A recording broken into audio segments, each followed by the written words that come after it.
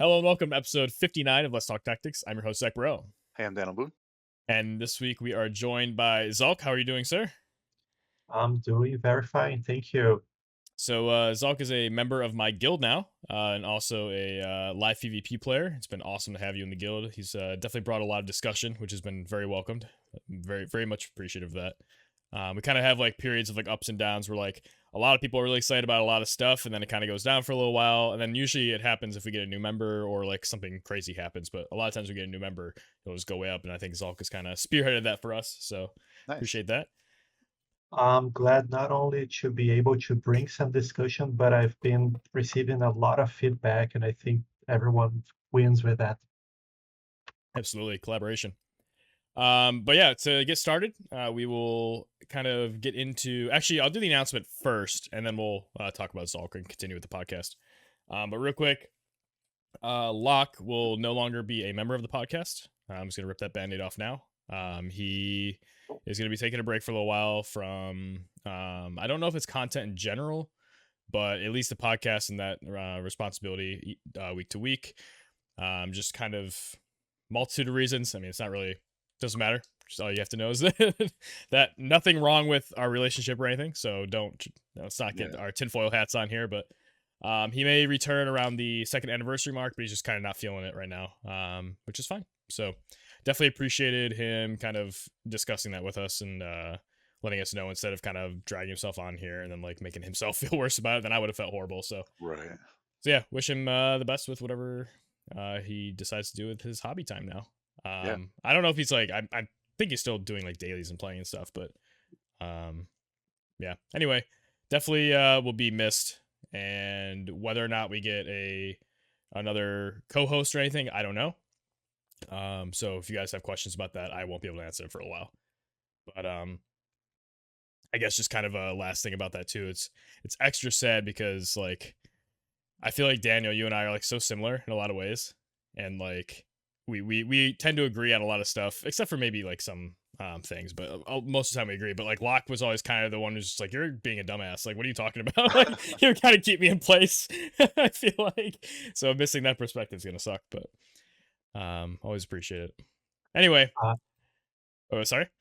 I usually watch and listen to the podcast, and I would like to notice that Locke's content creation is very tied to the theory crafting of the live PvP and speed and strategy, and that adds and brings something to the podcast, which is very valuable. Yeah, definitely gonna be missed, and maybe I'll have to maybe you can be like a ghostwriter, like help me out with some thoughts in the background or something. But anyway, yeah, just want to do that announcement now, get it out of the way. Anyone who watched my last stream on the class match day, I talked about it there a little bit too. So, but yeah, now everyone should know. So, anyway, back to the present. Zalk, now you are the center of attention. So we got our normal sort of interview questions for you here, which is how did you get started with the Final Fantasy franchise? What got you into War of the Visions? When did you hear about it? And then also, what kind of drew you to playing the live PvP mode in the game? Okay. First and foremost, thank you guys for having me. It's an it's an honor. I'm actually a fan of the podcast and its value for the live PvP community. Appreciate it. Uh, and I hope to be able to contribute in some way. But as for my entering in the Final Fantasy franchise, it came as for many of us with Final Fantasy Tactics back in I think it's 2 or 3 years after its release. I was about 10 or 12 years old, and I started playing it. I lost to Graph, had to farm a little bit, and I played the game for.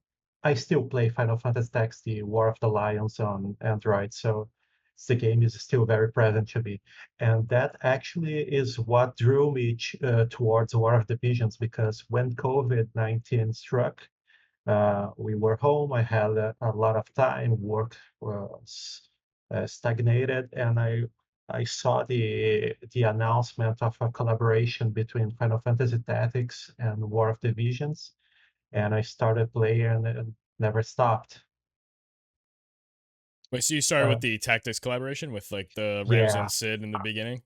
yeah, I didn't Gotcha. even know or understand about gachas and rerolling, and so I was stuck with a 79 runs for about uh, 7 months. But I ended up falling in love with the game system, because everyone who played Tactics for a long time missed the fact that it didn't have an actual PvP mode.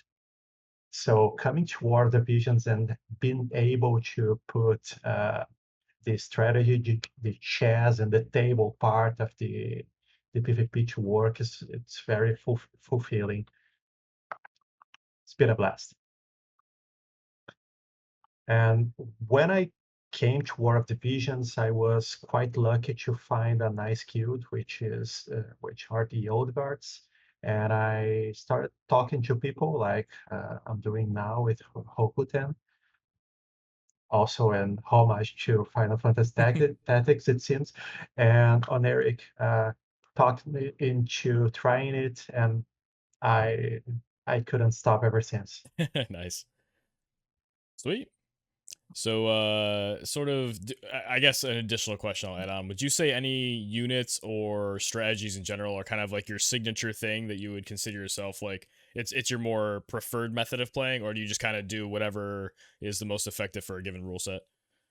Actually, I try to adapt to the most meta strategy. For example, when we have Leone's outside field, gunners were the thing, and I tried to play it, but I couldn't. I feel that I almost always, if not always, need to have one bulky tank taking space in the middle of the map and kind of keeping the adversary in check and give me some kind of space. Otherwise, I don't feel very comfortable. Even in a world of double quickens and everything, I still feel like I have to play King Mont, some kind of bulky guy to keep ahead.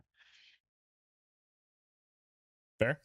Yeah, I definitely get that. Want to have that sort of. I love building bulky units. I'll give up damage before I will give up survivability normally. Although my bad habit is giving up accuracy for damage, so I gotta work on that a little bit. But as my stream and my chat probably knows, I get yelled at all the time.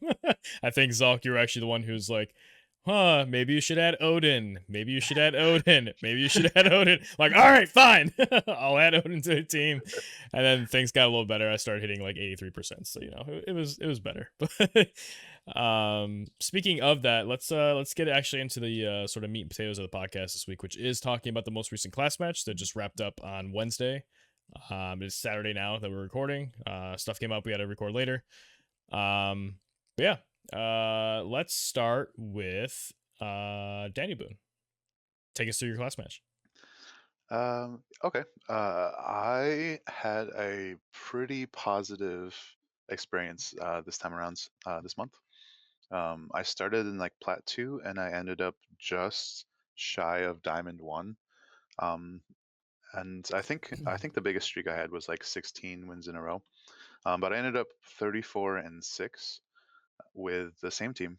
I was running a mono win team, and I think uh, a lot of my success was due to kind of luck and RNG. Like I didn't run into many like ice teams, like mono ice teams, um, and which I was fortunate to do so because the few ice teams I ran into just completely shut my win team down. It didn't Yeah, matter. So I had Halloween Little Leela, um, Winter Luartha, and June. So like Zalk was saying, like Joom I beat a was, couple of was those. definitely the Joom is like the win version of King Mont in my opinion. Like Yeah. she just has a lot of versatility in her kit, and I think I was talking about that last time. I definitely like gushed a little bit about how much I enjoy using Joom. Um, but yeah, pretty much besides like ice teams, I didn't really struggle too much unless it was like a double quicken like missile comp. There was one loss I had which was versus an Elena, Jaden, I think it might have been Fina. team, but that was just because I made a mistake. Like I poorly positioned my Leela. She got like taken out by Jaden, and just kind of went downhill from there when I could have just like kept my team healed up. Um, but yeah, it was. I was just. I really enjoyed like most of my matches. Like I love that win team. It's and for me like that element in particular, like I've used that a lot in live PvP over the months. Starting from like like the Tifa 2B Corwell strat like back some months ago, and it's just kind of it's interesting how like the win team has evolved for me um when like it's had the chance to. So um I know a lot of people were sick of facing Halloween Little Leela. But I feel like it's more like the double quicken It's for aspect sure, of for Halloween sure. Little Leela. So like I felt a little guilty, like oh, I'm using Halloween Little Leela, but I wasn't like it wasn't like a gimmicky team, and I felt It's like, but wait, uh, wait, wait, wait! It's not the one you hate. yeah. Well, yeah. So like for me, like I kind of take that into consideration. Like I don't enjoy like stomping on other members of the community, even if they're not part of the Discord. So like, I could win more if I just did more gimmicky stuff, but to me that's not as enjoyable. So I know that kind of gets in the way of the competitiveness of the whole mode, but um, yeah, having like a solid team just carry me through the whole time. You know how generally like the meta kind of shifts between Mhm. like the beginning and the end of the week. It was nice to just see how far I could push this team, and it worked out pretty well for me. So I'm looking forward to next time. Can I try to guess your vision cards? Yeah. I'm looking at the wind like party ones, and maybe I'm in a trap where you don't actually have all three and you use like Leona's Castle or something, which I suppose is possible. But wait, did you use Leona's Castle or did you use three wind party effects? Pretty sure I used three wind. Actually, I gotta Okay. stop my farm right now to go check Oh well, okay. So did just you to be sure. use a Actually, gift I might like no don't have to. other? I'm gonna guess a gift like no other, Tetrasylphid, and Chocobo. Not Or, I'm sorry, Tetrasylphid. sorry, Arimon and Chocobo. Sorry, Arimon. Yeah, yeah, yeah, yeah. Okay. Definitely Chocobo rounded out the charm res for the team, which was pretty necessary. Yeah, that was. I kind of was thinking, I'm like agility plus the charm resist. Like I could definitely see Yeah, Chocobo being an option for like an MR, it was no brainer. uh, and for like a cost limited. The only thing is the gift like no other and the Arimon kind of have a you lose out on the attack. Were you concerned with Yeah, that at all, or like, or it was the card just good enough? it was worth it, especially with the bestowed abilities. Really, like the sacrifices I had to make for the limited costs were I used like Cactuar and Bomb as my espers, Oh, really? You had both of them? Okay. and June was using Golden Armon, Because like both Jum the is a 100 cost, right? So yeah, she's gonna be up there. yeah. So the Golden Armon Esper and the Vision card were so worth it. So yeah, that's it. Sweet. I Yeah. was actually expecting rarity from Aspers and Enriching Affection, which is quite a decent MR card. Yeah, I actually unreaching affection is something I think I used that in like the guild supremacy battle or something, guild battle supremacy. But obviously, like I needed the charm resistance. It was kind of a no-brainer, especially because Yeah, of the limited cost aspect. Like a lot of people were going to bring Zazan or something. So Yeah. especially for the keen blade as well as the charm threat. So yeah, I switched. It's interesting. I've actually been using this team not just in class match this month. I wanted to see like how it would um, perform in live, but I also used it for the guild battles and for arena. So I had more of a chance to grow comfortable with the dynamics of the team than I usually do. Do you have any sort of memorable moments or matchups or any like things that happen, or was it just kind of you know average games all around that you just kind of grinded through? Um, I met quite a few members of the Discord server, PvE server. Like I ran into Tadluos when he was just like fucking around and still figuring out his team like towards the beginning of the week. So that kind of sucks because I kind of shut down his dark team. I think I ran into long time. Managed to win that one, but maybe that was the last class match. I don't know. I'm kind of It's all meshing blurring now. together. Yeah. Yeah, because I think he used like double quick in Halloween Little Leela, but I can't remember if he switched to that or from another team. I think he might have switched to that. Anyways, I ran into a few other people, notably Alan. I'm pretty sure it's Alan from Twitch at least. He When I ran into him, he was trying to finish his platinum promotion matches to Diamond 3, Hmm. and so he had switched from like the dark team he was having fun with to like a double quicken like lightning team, which was Sure. uh, well, it wasn't actually double quicken. I think it was like Fred, Cloud, and like Phoebe or something. But it didn't matter because it just like the missile teams shut me down more than I was expecting to. Um, I can't remember exactly what I did wrong, but no, yeah, okay, yeah. Again, it was a misstep with Halloween Little Leela. I went to like close out the damage on like Frederica or something, and I missed like a crit, and she didn't die, and I got punished for it. um, Yep. Been and there. yep. Uh, I ran into I think JB79. I ran into him, and I think I can't remember what he was running, but I managed to win against him, and that's always a good. Like everybody from the PvP server, like I'm sure everyone who's watching right now is a part of it. But like it's always an interesting experience and a pleasure to fight against those people. So kudos to all you guys. Um, I feel like I'm struggling to remember. There was like one fight in particular that I just got like demolished in. I'm trying to remember. I don't know if it was against Logi or not. I say, was it Logi or Leo? Because I think someone mentioned they Yeah, like ended your streak or something. I think it was Logi. I think Logi was running an ice team. He was like one of the ice teams I got Uh, just like Lo- crushed. Oh wait. No, Logi Logi was had the playing toxic Elena ass. Yeah. and Jaden and No, yeah. normal So Zazen. wait. Oh God, I'm struggling now. So yeah, I apologize if you're watching and uh you kicked my ass. And I'm not gonna, and I'm missing out on like just throwing kudos at you. I'm just like blanking right now. It's Saturday, and like last day was Wednesday. But overall, like I can't complain about 6 losses. So um, yeah, it was fun. Um, I'm not exactly sure what to run next time, but I think before we talk about that, I should throw it back to you guys. Yeah, I'll talk about mine real quick. Because it was quicker than other people's. I had COVID the week before, and I was not feeling well for the first couple days of class match, so I missed Wednesday. There's no way I was gonna play. I just didn't have the mental whatever for it. And then Thursday, similar deal. Then Friday, because I didn't play the previous 2 days, I literally just forgot. Like, sure, I was on the game, and I at some point I probably saw the class match was open, but it just didn't. I didn't trigger it in my brain, so I didn't play Friday. I probably could have though. So I played Saturday through Wednesday. I ended up, I think, also with 6 losses, but over less days. So there's 6 or 7 losses.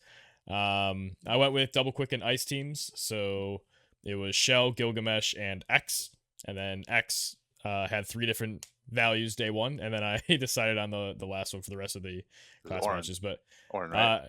no, I at first it Rosa? was yeah, I wanted to, but I couldn't level her in time. I don't have rainbow cubes right now. But no, it was the first one I tried. Oh, now you got me all messed up. Who the fuck?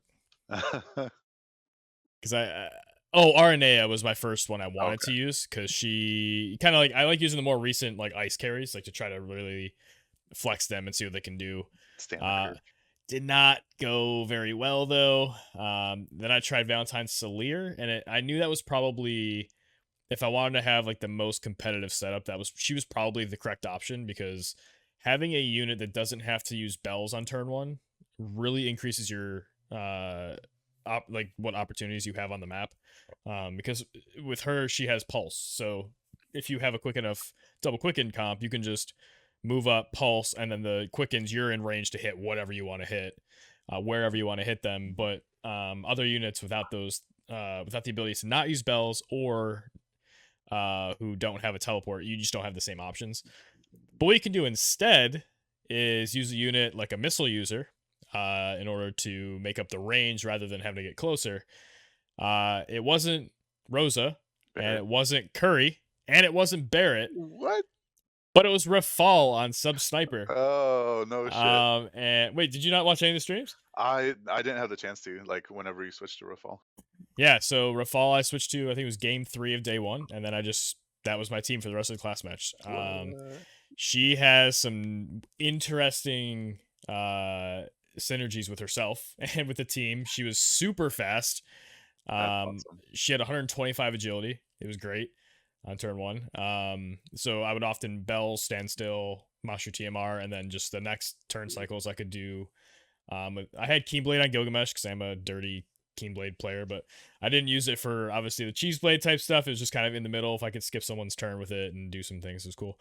But what was key is Rafal's EX ability on her Heavenly, what's it called? Heavenly, it's not Cross. I always want to say Yeah. Cross. Well, It's the Heavenly Blade. That's The what it is. upgrade to Heavenly Blade. yeah. Yeah, so Heavenly Blade goes Heavenly Wrath. That's what it is. Is a sure hit burst AoE. So for all the evade teams that would want to group up and buff or whatever, if I could double quicken over to them, I just decrease their AoE resist by 30 and then sure hit them all. And then if I get quickened, I can do it a second time. Or I could do Dispel spread on the way in and then follow it up with Heavenly Wrath. Like there were a bunch of interesting combos like that. The rest of day 1 and day 2, I had a bunch of yo-yo games where it was like I put her in the middle to kind of space people so they didn't want to get close. And then I ran in, did an attack, quicken, did an attack, ran out. So I would like kill one unit at a time, just like in completely out of range of danger. It was really fun. For you. Yeah, of course. And like I said, Zhalk convinced me on stream to put on Odin. So she ended up, I got her to spell spread on average on like a evade Elena sort of team. It would be anywhere from 60 to like 80s, It's really good. depending on if they're buffed or not. So I had Alexandrite Ring, I had Odin with max accuracy. Like I had to do the setup because the problem is the Heavenly Wrath does have, she has to be in there.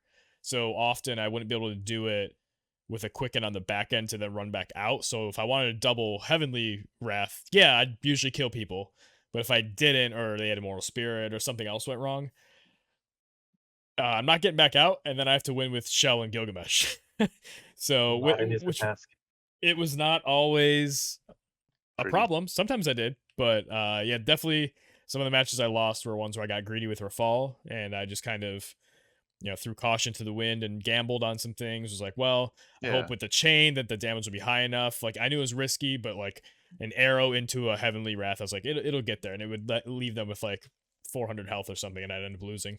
Yeah. I mean, you can't always play perfectly. There's always that element of like ebb and flow of the battle.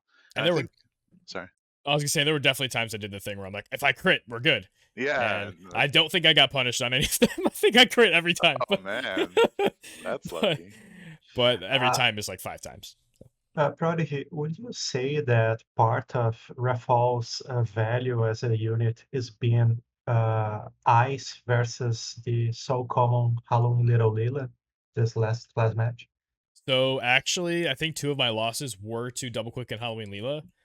And the problem was not because she was too strong, it's because I was too cocky, and I'm like, she's not gonna kill me. Right. And then she killed me. Because it turns out the triple chaining with herself was pretty good. And I thought my barriers would be enough. I thought advantage would be enough. I had a little bit of like bruisery stuff going on, but I should have remembered that I only have an Alexandrite ring on Rafal and not like Smart Coat or something that I normally would have for the spirit in a meta like this. So I definitely got complacent, and I think that if it wasn't a double quicken Leela where I just like got lazy and grouped my guys together, I destroyed everything wind I saw was just destroyed. Yeah. But like I faced that team at least twice, the Joom, Winter Luartha, and Halloween Leela. Yeah. But all I basically did was I killed Leela first, and then yo-yoed out. I killed Luartha, yo-yoed out. Because the thing with this map, if anybody wants to pull it up on where the Visions calc, it is Ancient Ruins 4. If you guys want to follow along. There were those 6 height spots, which with Rafal on Sub Sniper, she gets extra range for being on there. So sure, she doesn't have like concentration as a passive, but her range on top of those 6 spots was insane. And then there wasn't a lot of counterplay to it because if you're even in that row right in front of it, it's 3. You have to have a range height 3 move to hit her. So she just couldn't get touched probably for at least 1 to 2 turn cycles if they didn't start approaching right away. And after her second turn, she was already up there. So that was a big part of it too. She just got to stand still and lap people while standing on top of that and just raining down arrows. Like I misplayed one game, lost both my other units, and she 1v3'd because she was able to stay on top of there and just like lap people around. Really, really impressive unit. I was very happy. Some weaknesses for sure. Yeah, But, like there should be, right? oh, of course. One thing I forgot to mention about my strategy was like the initial placement. So you mentioned you had your Rafal in the middle of like the starting position. Is that right? I didn't mention it, but yeah, that's where I was. I feel like he's like you just barely like you were like I had her in the middle. Or For maybe. me, like I was anticipating like cheese blade shenanigans and double quicken shenanigans. So like I just started in the corner. Just like if that's one thing that people I think learned from last month's class match is like don't give your opponents the opportunity to cheese you if you can avoid it. So I think that was part of my success was that initial. Although I didn't even run into any cheese blade. So, but obviously give yourself every advantage you can find. Yeah, I And mean, I also use Keen Blade on Joom. So yeah. It's a little CT boost. There's so many units now that can give themselves 25, 30 CT. It's like, yeah, obviously AoE 50 yeah, is way better than that, but there's nothing really wrong with Keenblade itself. no, It's just like the degenerate stuff you can do with Ildira. I knew going in that I was going to run into a lot of it. So like mine were mostly like defensive Keen Blade activations. Like Yep. if I saw them setting up for a Keen Blade, I would I would Keen Blade proactively, or if I saw double quicken trying to set up, I would like change the CT values so that they couldn't really stack 3 turns in a row or something. Um, Yeah. yeah, it was good. I think Kin Blade, I would argue that Kin Blade is not so cheesy of a strategy because uh, both players are actually playing the game. Things start to Right. get weird when one of them cannot actually do anything to counter it. So if I have a Kin Blade, the other guy has a Kin Blade, I have my units with spread out CT. Uh, as long as people are interacting with each other, I think we don't find it cheating like Cheese Blades seems to be. Yeah, exactly. And that's kind of my argument with double quicken a lot of times too is you can double quicken the first turn cycle, but generally I mean, okay, if someone has like 70 agility on their unit, this might not be the case for them, but honestly, you should be 80, 90 agility typically in live PvP. But there's at least time for the opponent to move a little bit. So if they stay in range, oftentimes it's them being complacent, like I was against Halloween Leela. They could give up the affinity in order to prevent the over like crazy impact of a triple turn or double turn, depending on how the double quicken set up. So yeah, it is the uninteractivity of the Ildira combinations just makes it so insane. And pretty broken, honestly. Yeah, I think that's a big part of how we lost Locke. So yeah, it just sucks. I can't imagine how many people stopped playing because of that in particular. Not to I, dwell on that. I only saw it like I don't even know if I saw Ildira. I saw a lot of Keenblade, and I will talk about the sexiest Quicken team I've ever seen. But Zhalk, what were you about to say something? Yeah, actually, it's about the Kin Blade into Udira's limit break. Because last CM, I actually was matched against someone who was using that strategy, and I was outright a bit obliterated. And my first answer to that was, okay, I'm gonna make the same thing but faster. And I did that, and I won like 6 matches in a row. But the sixth one was against someone I knew, and I went to the Discord to talk to that people, and would that be any other match or case, we would be laughing and cheering about each other's strategy.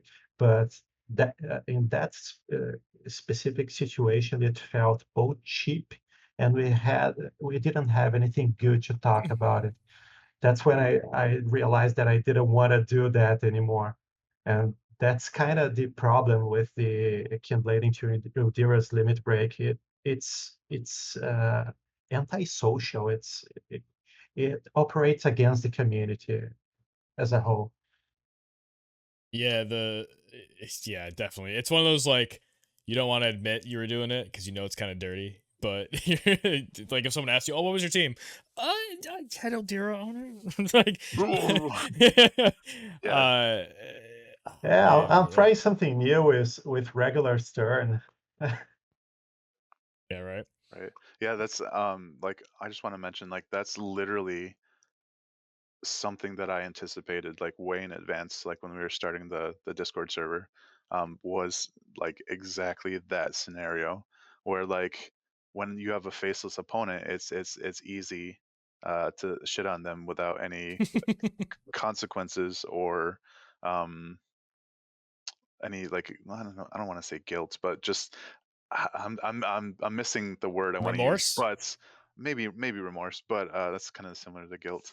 But I think it when is you more. actually know who you're fighting and respect their skill and strategy, or like you have some sense of who they are and like their identity, it's a lot harder to just bully people around, you know.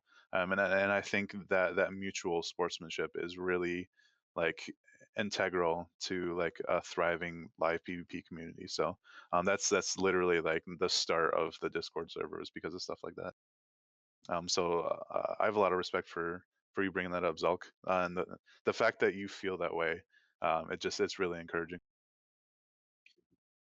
In the other hand, since it's a very strong, let's say it is a strategy, uh, it actually shifts the whole meta and the community into actually figuring it out how to counter this strategy while also make the team valuable for other purposes.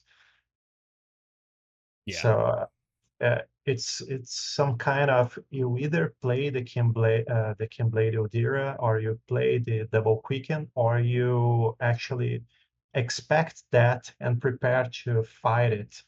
If you can, Uh, yeah. and that's both a strategy to actually get your wins, but also it has some kind of community value at the same time. So that's interesting. Yeah, it depends why you play too. I feel like if you're just some Joe Schmo who has a good account, you're not in the community, but you play the game on the side. I say Joe Schmo, even that's disrespectful, but like you don't know anybody personally. You're not in the PvP server. You don't like you're not in a guild with a lot of social people. You just kind of do your dailies, and then you go into class match, and all you want is the rewards. Like I can see that being a thing, and they're like, this is fine because I'm using what's in the game and I want to just make the most powerful thing I can make. And I get that. But then there's other people who you're there to kind of like prove yourself a little bit. Like I'm there completely for the ego, honestly. Like I want to win, but I want to do it in a way that like can be respected and like not saying, well, no, I am saying Cheese Blade's not respectful, but like I will play suboptimal things in order to. I say suboptimal meaning not Cheeseblade, basically, or not the 100% best team, purely because I want to prove something on like my own terms. But like, I don't get the like. I want to enjoy my wins and feel like I did something and I earned it. But I feel like because the Cheeseblade thing is because there's no interaction because you have the highest agility really possible without like completely gimping your output and your ability to win. Like it doesn't feel good winning. I don't feel like I did anything like why what am I doing? I don't know. I just yeah, I can't do it. And I don't get Unfortunately, people who think all right, I'm going to say this and this is going to I don't care if I ruffle feathers. If you think you're good at the game using Cheeseblade, you're wrong. It doesn't make you good at the game. You won, but it's solved. It is a solved yeah. system and a solved team. You didn't do anything new. And most likely you got it from somebody else. You most likely got. There were only a couple people in the very beginning who really tuned that out and really figured it out. And maybe you did, and Uh, congrats. But like you won, so uh, move on. Not to mention that live PvP involves a lot of practice. So you play 2 seasons of Cheeseblade. The third season, you don't know how to operate your units to calculate CT, to actually respond to real threats anymore because Mhm. uh, it it's like using a GPS every time, and you It's gonna don't know be. how to drive to work without it Yeah, anymore. You know. that's awesome. That's such a good I analogy. I feel like as much as we like deplore its use, I feel like we're still gonna be talking about this stupid combo for like months to come. It's Like so relevant. whenever It's there's a small omnipresent. map, it's gonna be there unless it's like a CT null kind of map, so parameter. Actually, the next expected CM map doesn't allow either CT up or quicken, so Yeah, I was expect gonna us to. wait Those are to some of talk my about that. favorite class matches. Yeah, I love those because they're super bruisery. Like I just get to play all my beefy ass, like decently fast but not hyper fast units. It's a lot of fun. I actually haven't thought about my experience this CM, and I actually tried out 4 teams. I Okay, started I started trying the light evasion with Elena and Summer Kilfi. The Summer Kilfi was the odd piece towards the most common setup, and I couldn't get myself used to it. Then then I tried mono wind, just like the Daniel's team. And even though I could find myself using it, I was matched like 2 times in a row against Double Quick and Valentine Salier, and Oh I thought, man. okay, if I'm going to face it, I'm gonna. I don't want a team that can be simply stoned by anyone. So I went back into a Rainbow team with quite the obnoxious CT manipulation setup with a King Mont, a Cloud with a King Blade, and Phoebe for Quicken. this team is so So gross. Oh, yeah, it has the potential for 3 turns in a row with Mont early on.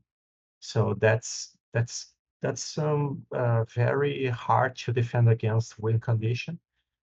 But most important than having that engagement strategy is having the ability to counter other strategies. If I found evasion, I can pop uh, the ninja ability that increases accuracy. Cloud can deal with evasion pretty well. If I'm faced with Samir with a double quick and uh, Halloween Little Lila, I can put mount up. I can separate my units. I have one-shot potential with one unit and a crippling disable with the other. Having the alternative to do a lot of things to counter the most prevalent strategies is very important. I didn't tell you about it, Prodigy, but I also tried it double quick and fall. Nice. I know you said Uh, I tried it. I just didn't know how much you did with it. I made a team and I did two. The following 2 matches was Halloween Little Lila, a double quicken and a chess blade, and it was so nice to have the elemental advantage. I Yeah. could one-shot her from half away the map, and Oh, it was nice. satisfying. But I ended going back to the Cloudmont Phoebe team. Uh, and what I took away from these class matches uh, was not as much as my personal team choice experience, but the fact that the whole life PvP setup and meta and community is revolving about how to deal with a 70 cost unit, which is Halloween Little Lila, and Elena, which is a unit that seems a little bit uh, overtuned to our Hmm, current time and moment in Louder the game. for those just a in the little. back. A little bit might be an understatement, but Just a little. two two units, and everyone is dealing with using it or countering it, and I think this is incredible. Yeah, basically. I mean, like, yeah, Elena's really. For a while, it was like you are Zazan. Also, was a big problem. But Yeah. like, I feel like we just kind of forgot about him because I wonder if Halloween Leela's enough to like get him out. Being the like wind being so prevalent, I wonder if that's a reason. Maybe we're not seeing him as much, or like if you're gonna play evade, why not play Elena? Like, I don't know. when he kind of fell off a little bit because I haven't seen him in a while, and when I do, he hasn't actually been nearly as impressive. But I guess maybe this map didn't have re-raise, to be fair, so maybe that's biasing it a little bit. That's But not. yeah, those two units are a problem. What's that? I don't know how I got so lucky, but like part of the RNG with my matchmaking, like I actually saw a decent amount of Earth teams, and yours Azam was like in all of them. I saw a It was couple, like 3 or 4, but it's not like a ton. yours Zazan and Oberon, or yours Zazan and Noctis, or yours Zazan and Catone.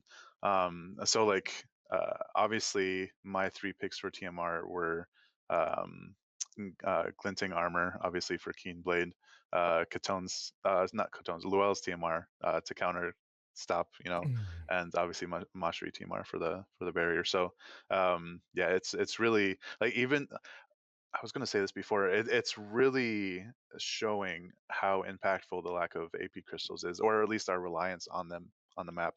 Um, but like even without the use of bells, like I was able to uh, crank out enough AP to make things work, which is pretty cool. But Uh, yeah, I just got super lucky against finding enough Earth teams. that's actually pretty telling about the reason for which Zazan was kind of replaced with Elena in the meta. Because Zazan starts with 25% AP, while Elena starts with 50. And Elena can pierce both slash and spirit, so while Zazan can only pierce defense. So she's harder to mitigate, almost as hard to kill, and she starts with more AP, therefore not relying that much on early turn. So I feel that it has a little bit to do with it. Maybe a little bit more also with the kind of setups you can do with Zazen. You can pair Zazen with any slasher, with Ketone, and you're fine, but Elena can be paired with Jaden, which is also a powerhouse, and there's Phoebe at 40 cost, quickening for light units and being beefed by her master ability. So uh, I think. Sorry. that's a theory.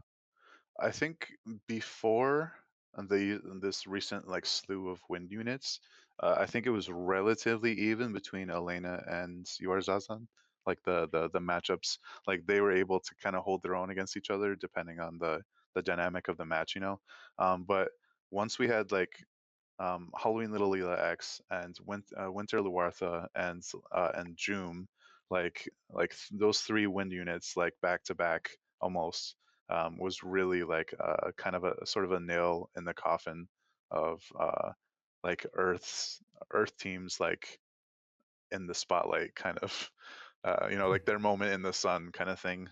And obviously, I don't know how obvious it is, but like we can expect to see this kind of cycling continue, because that's kind of the developer's job, is to figure out how, like, you don't want to have a team Black Rose Helena and Dwayne last for like months and months. um, so like I'm sure, obviously we're going to see some more ice stuff to counter winds and fire, and it's going to come back around or whatever. But I think something we talked about last week, and something that you kind of touched on, Zalk, this time, is um, the strength of like a quote unquote like rainbow team against these mono elements. It's interesting to me how we've been so focused and channeled on like these mono element teams because of how much Gumi is like kind of supporting that. That we're seeing a lot of mono element teams now, and because it's so saturated, like you actually are rewarded for not building a mono element team now. And don't you guys think that's a little weird? It's nice that it's available and Yeah, the game agreed. isn't purely mono. Like Yeah, if it was mono or bust, I think the game would be in a far worse state than it is. But Uh, weird in a good way. Yeah, the emphasis into mono elemental teams has the upside of emphasizing their strengths, but also emphasizing its weakness. So you can see the counter to a mono elemental team a little bit more easily.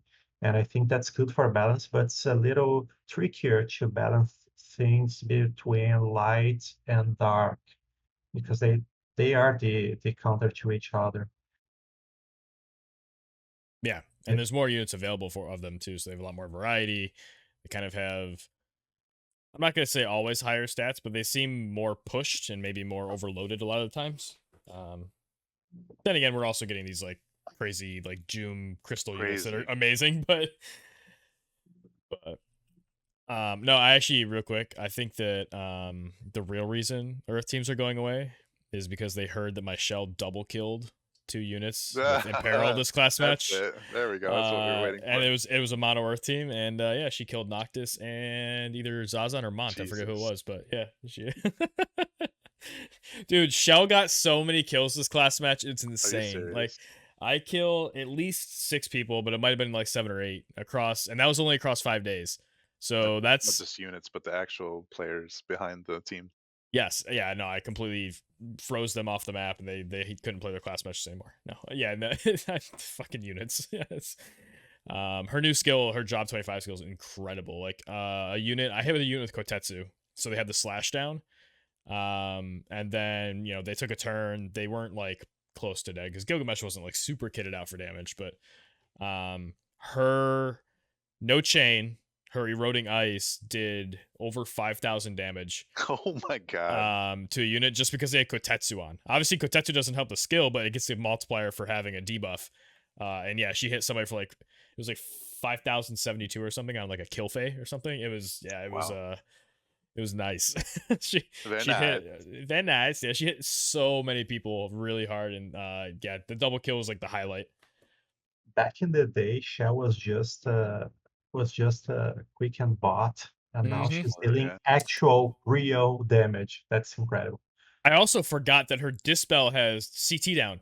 I completely forgot to use that during my matches, and there was a match where it was one of those times where the clock was such that my units were both taking turns soon, but Shell cast too fast to give them like a quicken or something else. I'm like, I don't really want to put haste on here. Like, I want to have some kind of other value. And I realized, I'm like, wait, Elena just used her evade buff. Let me dispel on her so she loses that, and then my team can kind of go in and they'll have a better chance. And then it said CT down, and I was like, oh shit! Like the Pog face. Yeah, oh, definitely. Yeah, Prodijee definitely came out. Just, it was, oh my god. If I'm not mistaken, on top of the CT down, it also lowers agility. So yeah, yep. It's an insane skill, and I definitely underutilized it. If I had one regret this class match, it's not messing around more with that and doing more math along with that. Instead of doing a quicken, like just cut them down and make me have some kind of double turn with Gilgamesh or something. Because I think it like reduces, it's either by 20%, 25%, or it's just a flat 20. But probably not in either case, that's quick enough for me to cast a quicken with whoever the next unit is. So yeah, Shell overperformed. And I guess one last Shell story here. I mentioned the sexiest quicken team I've ever seen. It was a triple quicken team, so every unit had quicken. It was a Gilgamesh, a Shell, and a Miranda. All EX'd. And I was like, okay. So when the map started, I'm like, first of all, this is cool because I want to see what Miranda's gonna do. And I was like, wait, what does Miranda's LB do? I'm like, oh, it does confuse. So I'm sitting there, I'm like, okay, the what's it called? The protective ward on Gilgamesh stops, like, I think it's Charm and Immobilize, gives me magic resist. I'm like, magic resist is nice. Doesn't stop my confuse though. I'm like, all right, I want a barrier. So I barriered turn 1. And his units all started charging stuff. I'm like, okay, this could actually be like a Kotetsu quicken. I'm like, this, or I'm like, or Miranda could come in with the LB or whatever. The Wombo combo. And then someone casted haste. Someone else casted another buff, like armor discontinuity or something. And then Shell ran up and oh no, the did something. Well, oh wait, better than that. It's better than that. So she runs up. I'm like, oh, I love this opponent. I'm like, they're gonna use Shell on me. I'm like, are they gonna double quicken Shell and kill me? I'm like, no. I'm like, I know Imperil's really strong. Eroding Ice is strong. I'm like, that's a 1-2 punch. Like that'll fucking kill you. If she goes Imperil directly into that and Ice chains herself, she probably just kills you. So let's take a moment for that to sink in. I split my units up. I'm like, I don't want to get AoE'd, and I'm like, I'll Shell's out of position. Like, she's not getting back to him once these quickens over. So I'm like, okay. I'll just kind of chill and buff and see what he does. And Shell was also charging something, so I'm like, okay, this could be a quick in back on the Miranda or Transpo or something. What I forgot is that Shell has a different sub job that is not Time Mage. It's Thief, and she has Steel Heart. And it was a double quicken Steelheart Shell team that What a troll. Oh my god. almost. So I remember when I looked at Protective Ward, I could have done that on the first turn Yeah. cycle and been fine because I believe Rafal has natural charm resist. God, I think I heard about this. Rafal has charm resist, right? I'm pretty sure stats. She does not. Oh no, she She's immune stopped. to She stopped. Stop, That's what it yeah. was. Stop. Well, in either case, I could have done it to like on Gilgamesh and Rafal. They can charm my Shell, but then I'm gonna take some damage because she does hurt now. But like I can figure it out. Charm my Rafal. Rafal came over and whooped my ass almost. I back attacked it. Shell killed their Shell, and everything was okay after that. Oh, well, that's good. Or no. I'm sorry. I auto attacked with Right. something, and then Rafal just like killed her with something. But dude, I was so terrified when that happened. Yeah. That match ended actually with me killing Miranda with Shell. But Wow. the Gilgamesh came up, and I think Shell was the last unit. I had to sacrifice another unit to make sure Shell didn't die, and then Shell came up and casted way faster and killed her. Because the jamming thrust was like super terrifying because I had to like make sure. Back in the day, 3+5, I had to make sure I was out of range of that thing because I knew the height was going to be good. Yeah, that was like, I think I said during the stream, like, if I lose to this, I don't care because it's like one of the funniest and coolest things I've ever seen. Did somebody clip it? I think anyone clipped it, but Zhalk was there. That's why his face was. That's awesome. There are actually 3 incredible things about this story. First, he was actually, and with reasons, scared that Shell might have killed someone. Yeah, right? That's since when? Okay. The second, Shell almost killed everyone with that charm, which is also off the charts. And the third one, that Shell was the one that finished the match by killing Miranda because he sacrificed another unit to have Shell available to actually finish the match. Oh, so Miranda was on like 500 HP. I'm like, I'm killing him with Shell. Like, I don't care. Like, I looked at the CT and I knew that I was going to have an instant cast no matter what I did. And I was like, I'm letting this happen. I had to make sure I was in range, but I just want to pause and reflect a moment. Like running in the live PvP mode, we have some of the best players in the game because you accumulate so much depth of information about the game, like learning the stuff like you said about Shell's like CT down and agility down, what's it called? Her job 25 skill? No, that's Dispel. That's her Dispel upgrade. Okay. Like stuff that you like never really have to use in PvE or like in any of the other modes or whatever, like it doesn't get used in arena for instance. Like you learn so much more about the game, and that I think that's one of the vibrant things about live PvP and War of the Visions is like you just get so much more experience with the game. I feel like a lot of people are missing out. Oh, and actually I misspoke earlier. Oh wow. So I forgot. So there's been a couple of things released recently that do more damage based on debuffs existing. Eroding Ice actually doesn't scale with a slash down debuff. It only scales with specifically elemental debuffs. So if they have fire resist down, ice resist down, wind resist down, whatever, then she does more. So because it goes with Imperil. So actually that 5,000 was with no additional modifier on her Eroding Ice. That was just her like 185 base damage on that spell. That was not with the extra 60%. So even crazier, right? Let's go, Shell. But yeah, I was just checking it because when we were talking about the spell, I was like, wait a second, does it scale off agility down too? But it actually is only resist down, elemental resist down. Yeah, that's interesting. Damn. Yeah, her X job is literally called Eroder. Yeah, she eats away, or eats away your elemental resistance. Breaks away, roads away. Oh, erodes in the name. Wears away. There we go. That's the word. She wears you down and then bombs you. Oh my god. Speaking of, oh god, that just reminded me of the animation of her eroding ice skill, which reminded me that I had to watch animations at 1x speed for one Oh of my no. matches. Oh my god. I haven't played on 1x speed in so long, and like I don't want to sound like some privileged fuck right now, but bro, that was one of those matches too where I could flex on my opponent, and I did. I'm like, I'm not letting you get away from this match without like getting humiliated, because fuck you for making me play like this. Dude, the animations are so Dude, slow. how about that 3 times though? I actually haven't even touched it yet. I forgot that it exists, Oh but man, yeah, it I- is. so nice. Oh, it was so slow, dude. Like he cast something that did like protect shell and something else. Is like that. I think it was June. Is that her TMR that does that or something? Or It's one of Shiv her is good. main skills. One of her main skills. Yeah, Yeah, did hit that up. shit. Yeah. It was like protect shell third thing, and I'm Oh, like, bro, I could have taken my next turn by now. Let's go. Like, it was so slow. Oh, that's what it was. It's a mono win team. I think I actually killed them with shell too, just to make a my point. heart. But Oh, oh my god. just to make a point. Even if you only made your first 5 tutorial battles, you should never go back from 1.5 times speed. That I should mean, be agreed that's what they're upon. comfortable on, man. I can't really Like, blame them.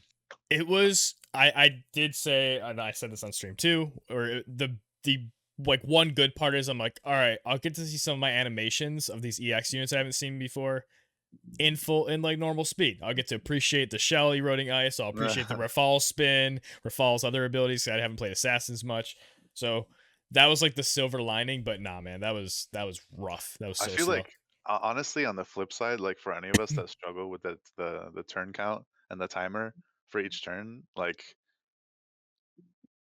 maybe the 1 time speed is a consideration. It does not affect that, bro. All it affects is how fast your animations are Well, and how no, fast like your opponents move on the map. you have more time, like with these frames going slower, to think about things, like while you're waiting for stuff to go off. Oh, I see what you're saying. Like while you're watching the animations, got you. Not the actual Yeah. clock ticking down, but No, okay, not that's to fair. encourage people, but it's there. Oh, so another thing I was just saying about watching animations. Other cool thing, Rafal has poison sting. I poisoned an Elena once to kill her through her immortal spirit. No shit. Yeah, it was planned too. I was in a rough spot, but I was like, this game is sealed if I poison her, because I get to do these like XYZ other plays to like kill the other unit and then just let her die. And sure enough, it procced. It was like a 42%. I don't know why I was it was gonna high. say, like, was it a coin flip? Because like It's a base 25. Yeah. Actually, yeah, I guess it would have, no, because my Rafal is 50, so it would have been like a 60. No, not 63. That should only be like a 30 something. I thought it was like Yeah. 42 or 43, but whatever If it it was- was, like I had basically a guaranteed hit. Or no, I'm sorry, it was like an 80% to hit and then like a 40% poison, and the poison hit. So I Wow. was like, yeah. Maybe she has like a vulnerability to poison. I can't remember. She might, 'cause I know it was not like 36 like I expected. Yeah. I don't expect her to have a vulnerability, but Neither she do I. surely has 97 faith. So Oh, wait. The ribbon, doesn't that give you like poison and doom down, or is it something else? that's the Luminous Ring. Oh yeah, that's right. Did she have that on? Maybe that's weird. Yeah, it's weird. I don't know what it was, but all I know is it wasn't like a 36. I don't think. I think it was a little higher, but regardless, I hit it and she got poisoned. I'm like, sick. This game's over now, because I Yeah. blah blah. And I just let her bleed out. So poison, and I actually ended up employing that against one other team as well, where the poison sting became relevant. Didn't hit, so I had to figure out another way to win. But it was a cool option to have. I have to say that poison was a very valuable asset for my team, because my King Mount had the ninja sub job. So I could use poison mist to get away, and poison and Fuck poison. you did that to me when we did a practice match. You started doing all this poison stuff, get away. I'm like, you cheeky fuck. Like, you're just like poison misting and running away. I'm like, no. I would say that I don't remember that, but it's recorded, so no point in denying. Wait, was I that tried. not? It was definitely we played a practice match, didn't we? And Yeah, I shouldn't did. have won. Yeah. Oh, you're saying it was deny. Oh, I see what you're saying. You'd like to deny. Yeah. No, I don't know how I won that match. Mono Ice versus that Cloud Phoebe bullshit. Like, I didn't have Cloud. I was trying oh, regular it's Victra. Victor. Victra, yeah, yep. By the Rafal way, murdered her I found a twice. weakness in Victor, not in Victor exactly, but I felt that the current meta is pushing aside units with low base luck because of the Yeah. amount of evasion going on. If you don't have a high starting luck, even with a full accuracy setup, you can't reliably hit Elenas, you can't hit Zaza, you can't. I lost to a Halloween Frederica, and I couldn't hit her even with the buff from Ninja on my King Mont. Wow. With Titan fully spec towards That's crazy. accuracy, Alex Ring, and the Ninja buff. And you had 0%? No. I had a pretty high chance above 70, but I missed. And I'm scared the fact that I had all accuracy available in the game at that moment, because I also had Affinity. I didn't have the affinity for the dexterity, but I had also Igaion VC for another 15 Oh yeah. accuracy. So Yeah, it's and crazy. the Wait, amount of evasion available in the game right now is pushing low luck units to the bench. is Igaion? I thought that accuracy was only for... Oh, it is The accuracy is built in. Okay. I couldn't Yeah. remember which effects were built in and which ones were the bonus. Okay. Yeah, the bonus is only the HP. Yeah, okay. So units like Victoria and other low luck, no sure Golbez. hit or no, yeah, they can't really compete in a setting that people can reliably keep their buffs towards evasion. Yeah, I'm glad you addressed that. I think we've just kind of developed this tacit understanding. Like whenever a new unit comes out, we're always looking at like the luck and the dex, like the base values. But we've never really addressed it like up front like you did. So yeah, that's really smart. Anyone want to take a guess at who the 3 lowest luck UR units are without looking at the index? Specifically UR, because obviously if you want to talk about all units like Naya, Kadia, Grace, Margaret, Valade. But if you look at the lowest URs for luck based on the index, so again, this could include boards, this could include other things like that. No passes or anything, but Are they Xable? Are they 120 or 99 or? yes. The lowest is an EX. The second lowest is not, but it does have an EX in Japan. So there's a big hint. Right. And then the third one, I can't remember if we have their EX yet, but I know they exist in Japan. So it's obviously not something that's like super common. They are not EX'd in our server yet either. So 2 of them are not EX'd, but one is. The lowest luck unit, UR unit, is EX'd. I feel like Howlet might be down there. You'd say Rain should be among those. So Asheri maybe, but she has a luck in her board, right? all 3 are wrong so far. However, Right. Elda so maybe. the lowest, and their numbers by the way are 133, 132, and 128. Oh, jeez. The units you were asked that you just predicted, just to give you context, are Eileen. no, sorry. Who are the 2 you just guessed? Mashri's I 122. Howlet is 111. Yeah. So like fit 17 places above. And yeah. Rain is 101, even more accurate. Wow. Okay. We don't have to sit here and actually guess the whole time. I can just tell you guys, but unless you like really want to think about it, but No, it's not really something that we track really. Yeah. So to be fair, this unit doesn't really need luck, but Yuna has the lowest What luck the out of fuck? any UR unit. I mean, that's okay, right? Yeah. Which I find kind of interesting. Like The only luck Yuna needs is to proc a 30% counter ability. That's so And true. she's got it.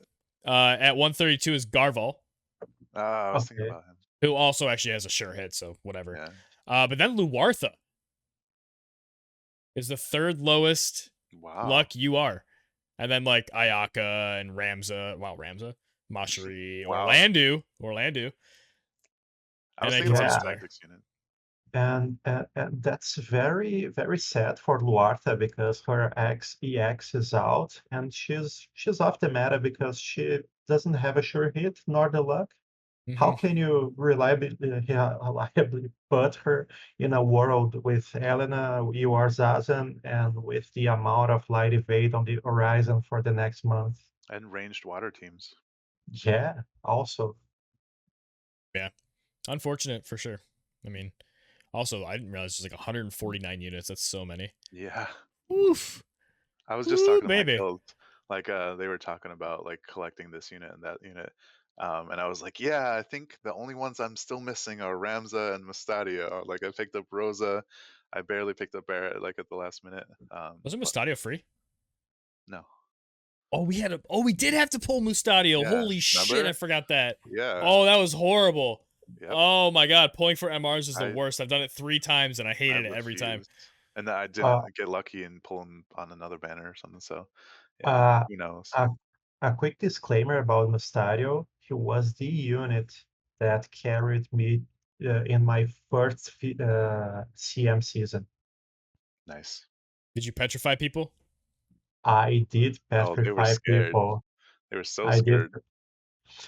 but actually his main usage was with the arm shot that could disable Yeah. aggress with like 67%.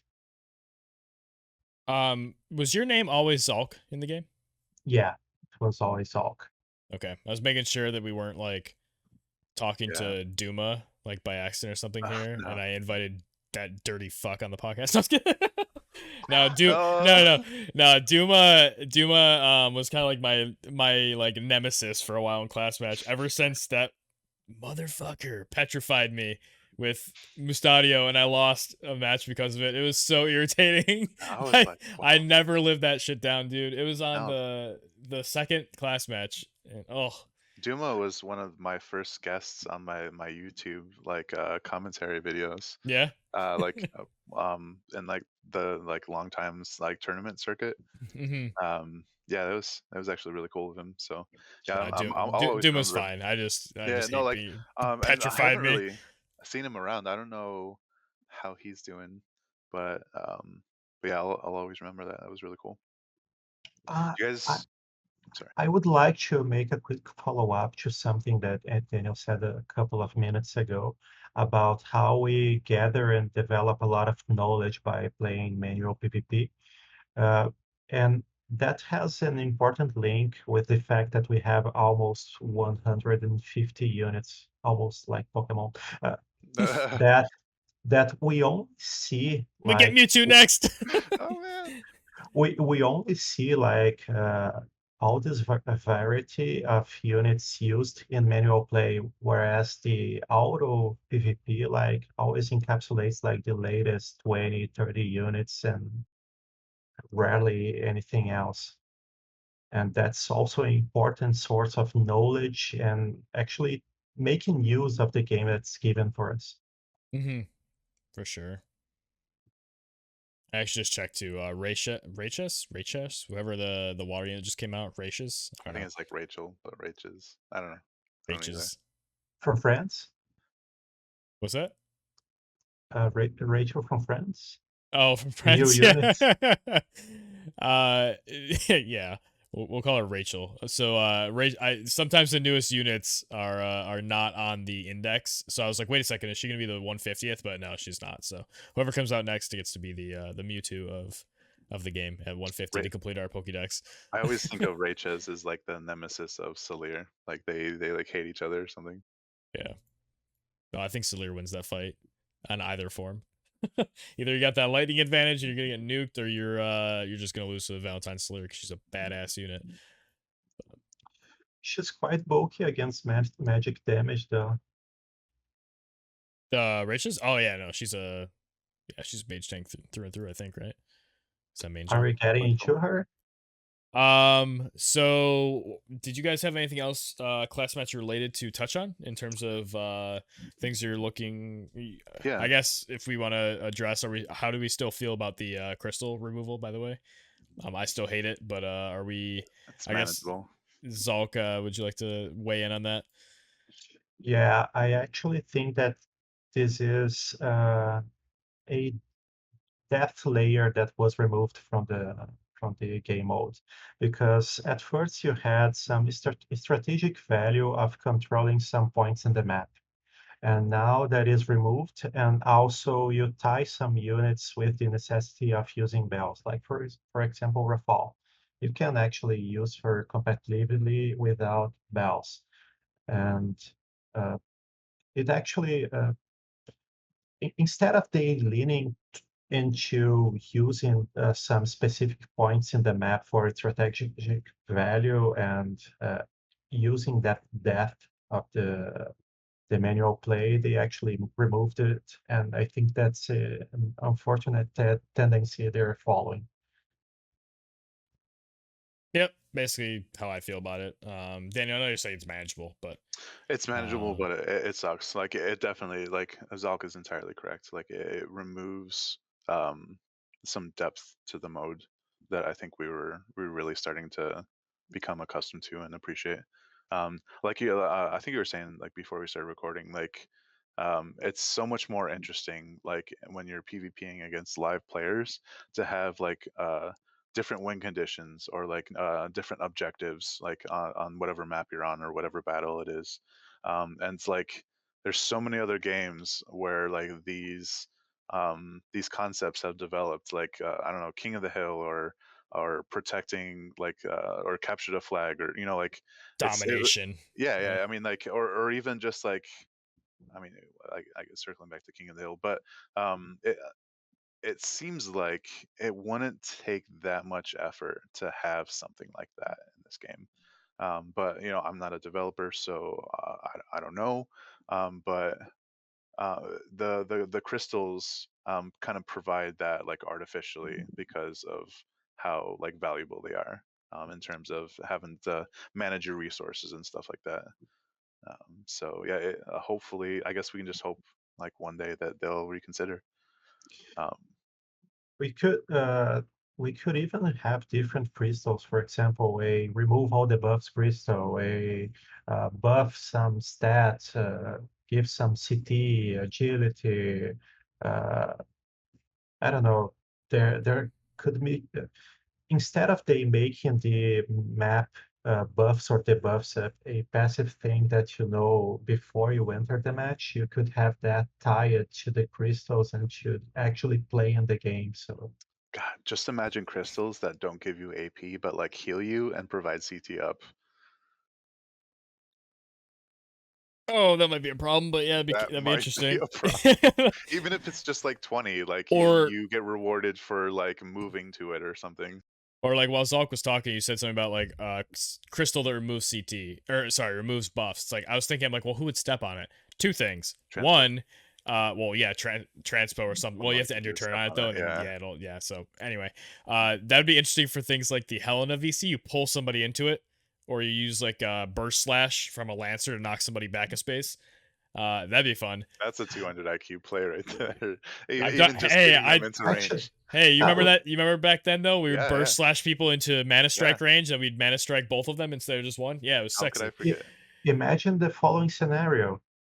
You are facing and you are Zazen, and he can only win if he lands the disable. So you turn your back to the crystal and hmm and let him Yeah. make the choice. Well, I also was thinking, similar to to that vein, put it on like a really advantageous like position. So something that's got extra height. If it's like a missile, like for missile users or something, you can go up there, but you're gonna lose your buffs if you do. Like almost like a hazard. You can also make them clusters too to really drive that home. But yeah, something like that would definitely make sense too. It's So like, much permission hey, come on. get it. But So my last thought about class match, I wanted to make sure to tease the next one. Actually, I think I should probably go into the PvP server and like pin the message. So one of our members, Flip, is usually really good about like teasing the next one down the road. So, class match 5 of season 2 is raise and re-raise nullified, as well as any CT manipulation. So no quicken, no like cheese blade shenanigans, anything like that, as well as healing down by 50 like we're used to. So it's going to be hard to heal back up. You're not going to have to worry about quickens or CT up Super or restricted. down, but there's no cost limit. So that's going to be interesting because we're used to kind of having to think around that. Immortal Might Spirit and Rangers. might I add two considerations to that? In JP, it was released with the first week of the Final Fantasy VI collaboration, so alongside with Terra and Locke. And also, there were already in place the subvision cards, so that changes So a lot. I think Uh, I think we're missing like the pickup month or something. Like I don't think we're expecting that until March. But so like we still have to get through February. So I don't know if we're gonna like skip a class match and like, explore the pickup thing, or if that's not gonna be a thing.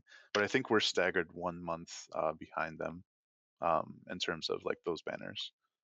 Actually, they didn't have 1 month of class matches. They Okay. had the pickup matches instead. But there's also precedent in global for 1 month that we repeated Yeah. ACM instead of skipping Yeah. it. Like twice now, right? Yeah. So annoying. Well, I hope we have a repeated map instead of not having it at all. Yeah. Yeah. There's that. It's fair. That's a good point. Touche. But Yeah, that's all I yeah. got. Everyone, Zalk, any other last thoughts on the class match itself? The period. No, I was actually about to agree with Daniel about the fact that we're gonna have Gunners and Bruiser for the next class Yeah. match. Yep. Gunners, Bruisers, Immortal Spirit. Maybe you can drop your agility down. You don't have to be like 120 now. You can afford to be like 100, 90, maybe in that range. Maybe I'll forcibly bring back out the Luell, because I think last time we had one of these, Luell was a lot of fun. There's a lot of magic units now though, like in the meta, and she doesn't really do well. But yeah, I mean that's interesting. Or I'll just force Golbez, because Yeah. honestly, I gotta have some Yeah, Sherman on the team though, because he's definitely not the most accurate guy in the world. But Jaden might be a star for the next CM. I can see that as well. Like honestly, you could just do the whole evasion, Elena, Jaden, like OG Zazan thing. But you could have like fully maxed out VCs. Actually, oh sorry, what? Just stacking 100 cost light units. Yeah, or that, I yeah. don't even know if there's 3 of them. There's also something to mention that with the stacking of sub-vision cards, evasion actually gained a lot of power and reliability to the stacking of luck and evasion. So that might push Elena into the "can touch me" sphere. Yeah. As much as I love that unit, Hmm. I'm not looking forward to the whole sub VC thing. Like it's gonna change a lot of things. Well, it's that and like the TMR. Oh yeah, the TMR buffing and Yeah, like augmenting. that's gonna. Hopefully, we're ready for that when it drops. So we'll see what happens. Speaking of the Elena Jaden pair too, and like how everyone kind of hates Cheeseblade these days. The previous class match, I remember, I don't think I've ever seen anybody so excited to see a magic reflex. Like most of the time, Twitch chat's like, "Fuck reflex, Yeah. reflex bullshit." Until I got Keenbladed and my Jaden magic reflex, the Halloween Lula, and everyone's like, "Yeah, magic reflex, let's go!" Like it's amazing how that flips around when it's on the other end. Elena dodged, he magic reflex, and I won that match. And then I was like, "Yeah, degenerate stuff." That And what's that? that's how hard people hate the Keyblade into Indira. Exactly. And also you're talking about these upgrades. Like I sometimes I forget that Bells is a TMR and not just like a thing everyone has. Because like imagine being a new player who wants to start playing live PvP and there are no crystals anymore. Like that was actually a really nice kind of aspect for newer players who want to jump in. Like they just had to have 3 good units. They didn't have to have necessarily certain TMRs. And yeah, I mean, you have to have Ziza maxed. So I keep forgetting. I find myself all the time realizing that, oh, wait, this is actually something I got from a character long ago that just feels like a mandatory part of the game to own, which is also kind of just a frustrating constraint on the format. But Yeah, any kind of railroading. yeah, At least people are getting the Lucio's TMR for that is free also now, true. Yep. but that's not even remotely as good as because of the 7 agility, especially for manual. I mean, and it's also like it's 60%. So like he gets you get 15% of your AP per, whereas Bell's is 25. It's so much. So Yeah. there's definitely a difference, but definitely helpful to have that though. I think I mentioned the last podcast that like knowing that finding the Lucio TMR was like so clutch for some setups, but yeah, we are running actually a little longer today, so I think we will save the news. So the Eldira, Nivlu, and Mia EXs, along with the Bloody Moon upgrade, the new busted ass Myth Graven Blade item, and then the new Racious and Loyal Companion VC. That'll be next week. We'll kind of cover that quickly. Although, to be fair, Eldira and Nivlu are two pretty centric units, at least throughout the history of live PvP. To live PvP. So it'd be interesting to kind of see what they've done for them. And yeah, Zhalk, any last thoughts before we wrap up the podcast? Actually, Of anything, not just class match. yeah, no, I got it. I want to thank you guys again for having me. It was a blast. I had a lot of fun, and it was very good sharing thoughts and actually thinking about live PvP as a whole, and actually trying to understand how the community actually follows around trying to fix what the game throws at us. Do you want to talk And about your stream real quick? I don't really consider myself a content creator, but I have streamed my class matches a little bit this last season, and was a lot of fun. I felt that my performance dropped a little bit because I don't have enough CPU cores in my brain to Yeah. communicate and play at the same time. It's a handicap. But in the other hand, we play this to have fun. And in the end, if the stream helps us connect with other people and share thoughts, it's far more valuable than keeping a streak. So I think it was a very pleasant experience. What time do you stream for anybody interested? Last time I streamed most of my matches in the end of slot 1 or start of slot 2.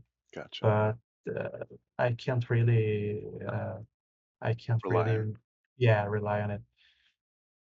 Well, make sure to post in the PvP Discord, because honestly, any PvP content is better than none.